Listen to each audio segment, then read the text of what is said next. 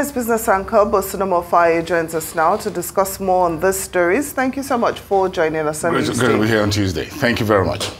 Well, South Africa's economy escaped a technical recession in the fourth quarter. Can you break that down for us? The bullet, 0.6%. That's it's just a miracle. But again, not simply a miracle, and I want to re-qualify that by saying it shows some measure of hard work. When you're down on all fours, as it were, what South Africa has done was to try and find alternative to that very terrible power outages they've got in 2022 to 2023. And it was a rolling blackout. They got as high as level 8, and that's how bad it was.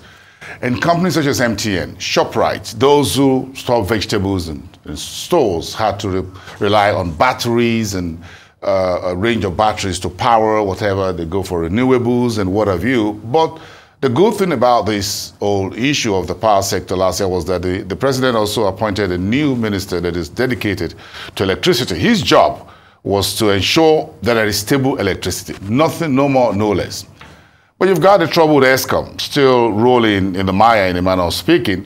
But the government also moved ahead. The President Ramaphosa also moved ahead to say, look, if you have what it takes to produce 100 megawatts or so, you don't need licensing and all the bureaucracy. Just go ahead, bring it on, and we can use it. The speed at which both the private sector, and that's where I'm going, the speed at which private sector companies in South Africa and the government of Ramaphosa moved together to overcome, to a large extent, the level of rolling blackouts in South Africa over the last 1 year was amazing. And I think it's an example to what countries such as Nigeria can do.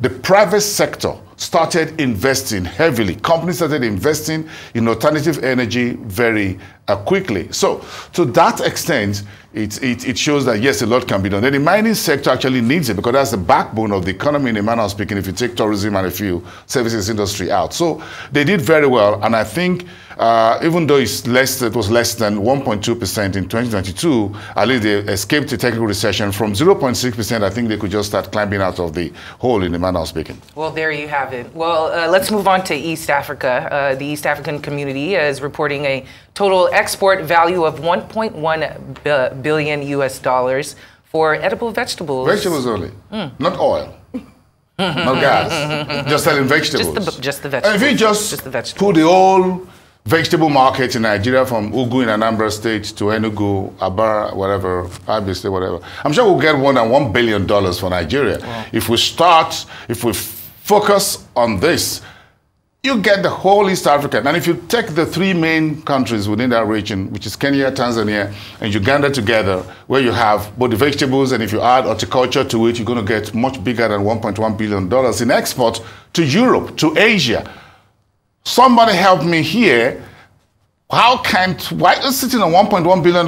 If we have $1.1 billion from vegetables and hand that over today to the central bank to intervene and support our FX market, I'm sure we know all what it can do to us. And we have more arable land than these three countries, even the 4 or 5 countries in East Africa combined together.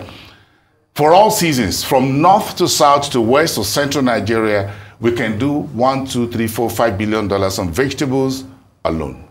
Well, very well said. Now, finally, before we let you go, the IMF has urged the Nigerian government to take immediate steps to tackle present widespread hunger, even though they also want them to undertake all the reforms they've been undertaking. How do we reconcile both positions? How are other countries dealing with the situation we find ourselves? And I love it that they say, look, prioritize food security as an immediate action. That is well needed. We're working a very tightrope right now in which resources are very scarce, our backs are down on the ground, and we need to get up very quickly to fix first food, nutrition, men, women and children as a first line of those that need those things, school children and others.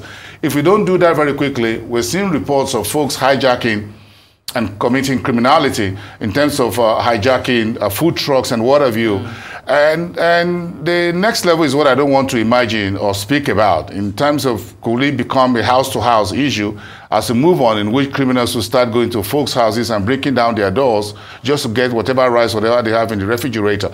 We're near just that chaotic situation right now, and we need to step back very quickly from the brink.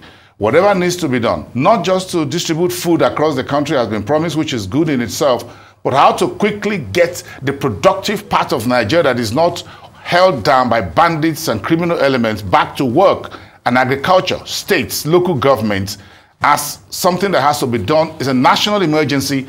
We have to declare it. We have to walk the talk, including water and other resources that are seriously needed. If we don't do that, if this chaos envelops us, the consequences will be far emergent than being talked about.